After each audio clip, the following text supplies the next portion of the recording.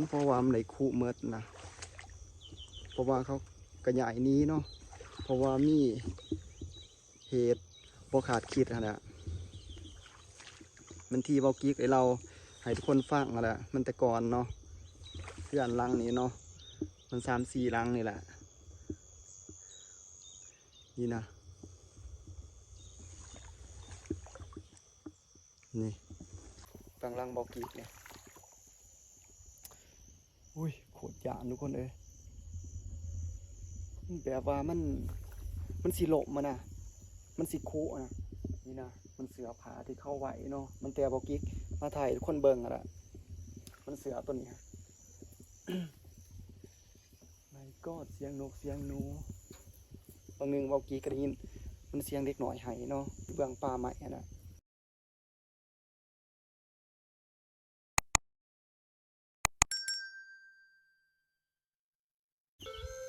กราบทักทายสบายดีพ่อแม่พี่น้องเมื่อขู่สุคนเนาะ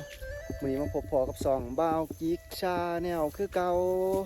หลังจากให้หนาให้ตากันไปดนทุกคนเนาะประมาณ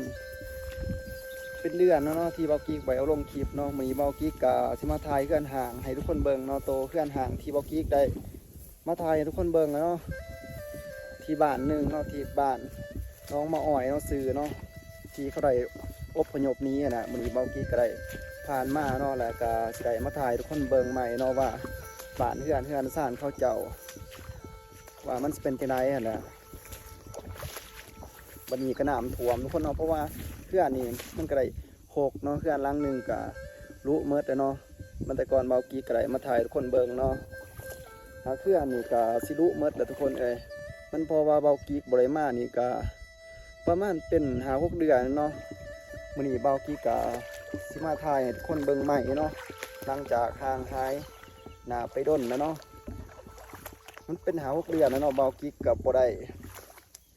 มาถ่ายทุกคนเบิ่งอยู่เนาะมื้อนี้เบากิ๊กก็ได้มาถ่ายทุกคนเบิ่งใหม่เนาะว่ามันเป็นจังได๋เนาะมีแต่น้ำทุกคนเอ้ย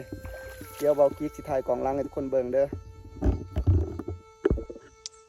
วันนี้เฮาก็มาทุกคนเนาะเฮือนหางเนาะที่เบากิ๊กได้เล่ามันแต่ก่อนให้ทุกคนฟังเนาะเพราะว่าเฮือนนี้มันก็พกเมดแล้วเนาะน้ำท่วมแหละนี่เนาะเฮือนหลังนี้ก็เบิดคูเมดนั่นแหละแต่เบากิ๊กมาแล้วก็มันยังบ่ทันคูมันปานใดเนาะมื้อนี้เบากิ๊กมานี่ก็คูเมดแล้วเมดปวกมันกินเมดแล้วเนาะเพราะว่าน้ำท่วมเนาะมันเฮือน4 หลังอยู่บ่นี้เนาะที่เขาได้อพยพหนีเนาะที่เบากิ๊กได้เล่ามาว่ามีผีปอบเนาะอยู่วันนี้ละคุณน่ะเฮือนก็เป็นมันตะยานทุกคนเอ่ยโคกขนาดเบิ่งที่พูนเพราะว่ามีแต่มันนำคังแหละอยู่วันนี้เนาะนี่มันเฮือนหลังนี่เดี๋ยวเราสิมาเบิ่งเฮือนหลังนี้ก่อนเนาะโอ้ยโคตรเสียวทุกคนเอ่ยมักหน้าเอาขึ้นเลยเนี่ยเดี๋ยวเราสิมาเบิ่งอ้อมเฮือนเนาะมันแต่ละหลังเฮือนน่ะว่ามีหยังแหน่น่ะเมิดเนาเมิดทุกคนเอ้ยวังเบากิ๊กมาเนาะมันยังดีๆเหือนเนี่ยทุกคนเอ้ยมาเนี่ยก็เมิดคุเมิดแล้วเนาะนี่มันก็บ่ได้มีคนอาศัยอยู่เนาะมันเดียวนี้นะนี่เถื่อนเขาเจ้ากะงามเนาะหากเขากระปลูกไว้ซื้อแต่ก่อนเขากะได้อบพยพนี้แล้วเนาะนี่มันแคมเพื่อนก็มีแต่ป่าหกเนาะ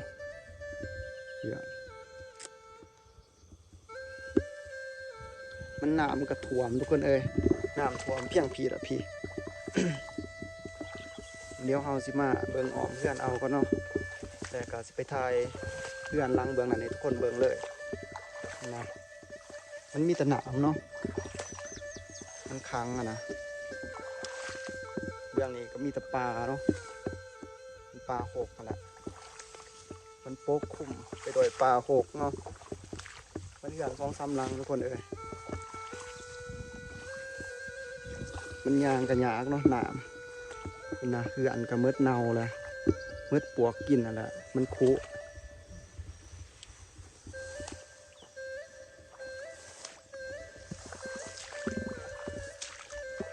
เดี๋ยวเฮาสิย่างอ้อมเบิ่งแต่ละเฮือนเอาให้ทุกคนเบิ่งเนาะมันว่าสภาพมันสิเป็นจังไดเนาะมันสิคือแต่ก่อนคือบอกกิ๊กได้มาถ่ายทุกคนเบิ่งบ่ให้ทุกคนสังเกตเบิ่งเด้อเพราะว่าบ่นี้ก็มันคุเนาะเฮือนเขาเฮ็ดบ่นี้นะมันได้คุเลยนี่มันคุลงเลยโอ้ยหามจับไปนี่นะเบิ่งมากก็เป็นตะเฟียวทุกคนเลยคุณนะมันเทื่อนล้างนั่นกะมันเงียงเนาะมันเงียงหล่มไปเบื้องหันแหละเพราะว่ามันไหลคู่เมิดนะเพราะว่าเขากระใหญ่นี้เนาะเพราะว่ามีเหตุบ่ขาดคิดนะมันที่เบากิ๊กไอเราให้ทุกคนฟังมาแหละมันแต่ก่อนเนาะเทื่อนล้างนี้เนาะมัน3-4ล้างนี่แหละ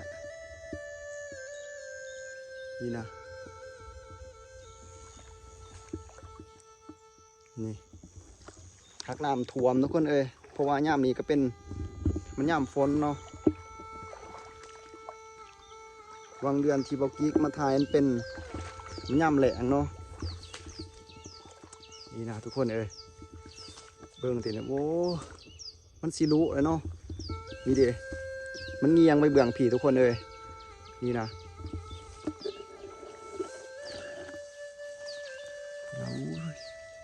เป็นตะยานนี่เนาะนี่นะ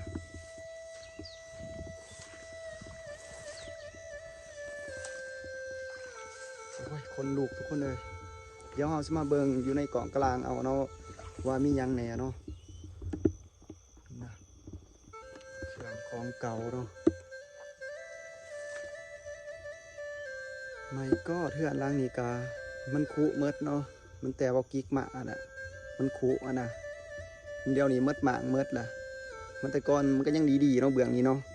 นี่มันรู้เมดนะมันเทื่อนล่างนี่ก็สิเงียงหลบเลยนี่เดี๋ยวเราจะไปเบิ่งล่างต่อไปเนาะล่างนี่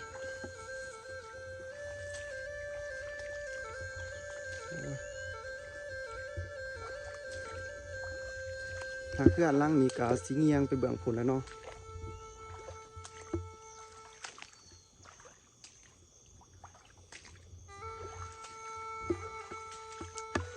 เบื้องนั้นก็มีแต่เหล่าเนาะมีแต่ป่าดงอะไรเรื่องนั้นนะวันนี้ก็มีแต่น้ำไหลเนาะขยามฝนตกทุกคนน้ำเพียงแอวพุ่นอ่ะพี่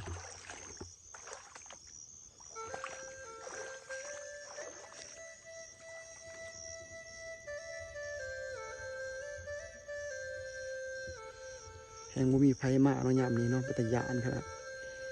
เป็นตะยานอะไรทุกคน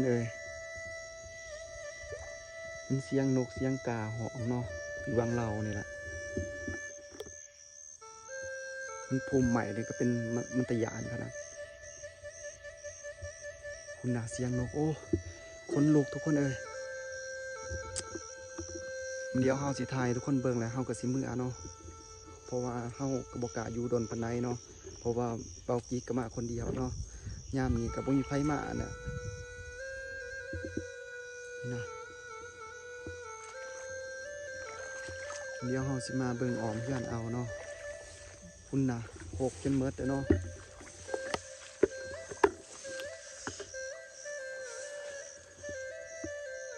เฮ้ยเห็นแบบอยู่ไหนมันยังวะ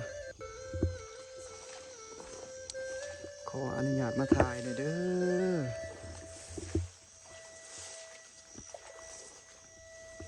บ้านนี้ก็มีแต่ปลาหกเนาะถ้าเคลื่อนล่างนี้มันก็สิเงียงทางนี้ทุกคนมันสิเงียงฮะนะแล้วมันก็บ่ซื้อกันเนาะกับเคลื่อนล่างที่2นะมันสิหลบเมดแหละเพราะว่ามันบ่มีคนมาอยู่นะเนาะมันก็เริ่มพังแหละเคลื่อนนี่นะแต่ก่อนเขาก็ได้ใหญ่นี้เนาะเพราะว่ามีเหตุบ่ขาดคิดเนี่ยมีผีปอบนะมันขาดเอาชีวิตเขาเจ้าเนี่ยก็เลยเขาบริการมานอนเนาะมันส่วนร้ายเขากะสิเที่ยวเมื่อบานเนาะคันไพนอนนะมันเอานะทุกคน ยังว่าแบบวะเพื่อนร่างนี้ก็สิลมเลยนี่มันวางหา6 เดือนเนาะเบากีไกลมาถ่ายทุกคนเบิ่งอะละนี่มันก็เขามันเดือนมัน10แล้วเนาะแต่เบากีไกลมาถ่ายทุกคนเบิ่งใหม่เนาะเพราะว่าห่างหายจากการเฮ็ดคลิปเคลื่อนห่างนี่ก็มันโดนเติบเนาะประมาณ5-6 เดือนนะเบากีไกลมาสู่มาถ่ายทุกคนเบิ่งเนาะมันแต่ก่อนเบากีไกลมาถ่ายทุกคนเบิ่งคู่มือเนาะนี่ก็มีกงหมักเดือเนาะมันเกิดเองอะนะนี่มันก็เกิดเองอยู่นี่กกหมักเดือมันมาตอนค่ำทุกคนเลยโคตรเซี้ยวขนาดบกล้ามาหรอกคนเดียวเลย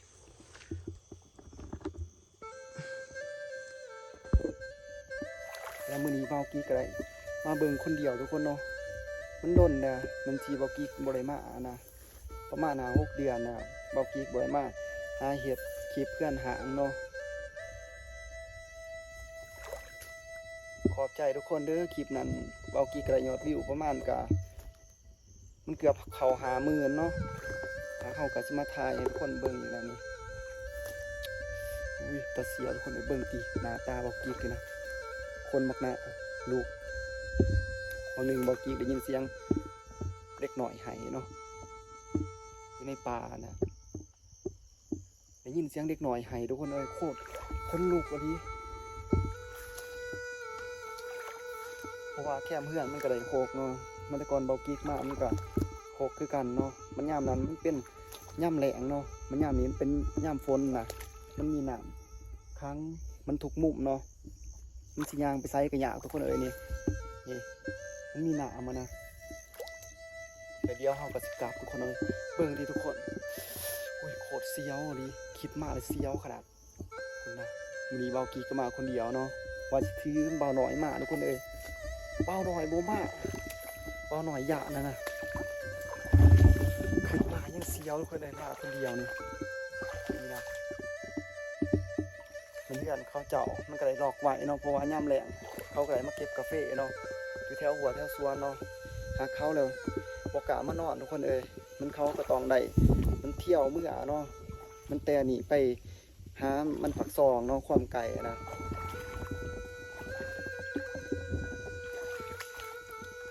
มีแต่ปลา6 เม็ดเนาะมันแถวนี้นะมันแต่ก่อนวางเบากิ๊กมากอะ6มันคือกันเนาะนี่นะฝั่งล่างเบากิ๊กเนี่ยอุ้ยโคตรยากทุกคนแบบว่ามันสิโลมมานะ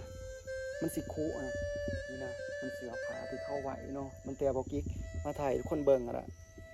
มันเสือตัวนี้ก็เสียงนกเสียงเนื้อบางหนึ่งเบากิ๊กก็ได้ยินมันเสียงเด็กหน่อยไหเนาะเบื้องป่าไม้นะแต่เบากิ๊กอะมันสิเผาทายเผาเมื่อเนาะเพราะว่าคนลูกกันนะคนขิงลูกกันนะเบากิ๊กเลยมากคนเดียวเนาะเพราะว่าเพื่อนซุ่มนี้เขาเลยมันป้าหางป้าถิ่นเนาะเขาบ่ได้มาอยู่เนาะเพราะว่ากันไทยมาอยู่แล้วก็สิมีแนวมันเป็นไปอะนะสิเจ็บมันสิป่วยมันสิล้มตายนะในต้นในโตนี่ก็สิออกแนวสีดำๆทุกคนเลยเบากิ๊กบ่อยากเราเนาะเดี๋ยวเบากิ๊กสีไทยแบบหอมเพื่อนเอาทุกคนเบิ่งเนาะและให้ทุกคนเบิ่งเองนะ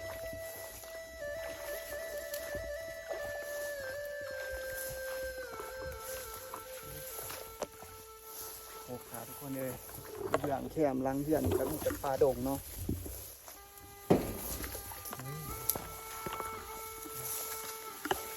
บาฟิกซิมาครับบุกเบิกไม้แล้วปะเนี่ยคลิปเนี่ยตกใจเฉียบทุกคนเลย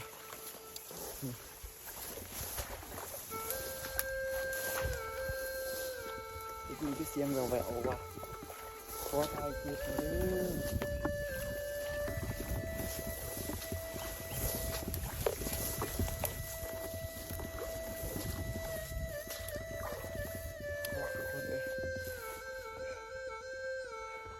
เบากี้กับยางมาไก่เติบเนาะ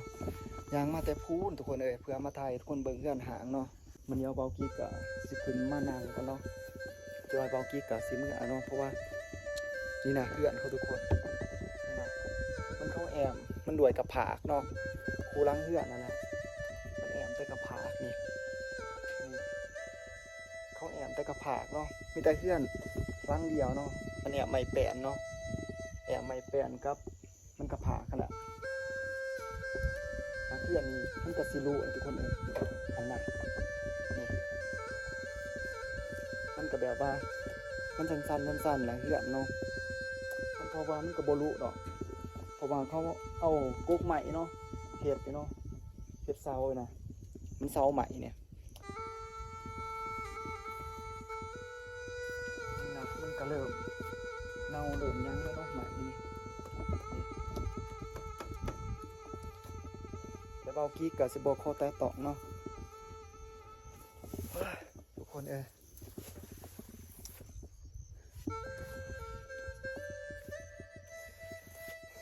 วเบากี้กับยังสียางเมื่อเนาะเมื่อเทียงเบากี้ยังไก่เติบทุกคนเนาะมือนี้ก็ได้มาถ่ายทุกคนเบิ่งเนาะเพื่อนห่างที่เบากี้เลยมาถ่ายทุกคนเบิ่งแต่ประมาณ6 เดือนเนาะเพื่อนล้างนั้นก็ได้เน่าได้พุเมดเนาะ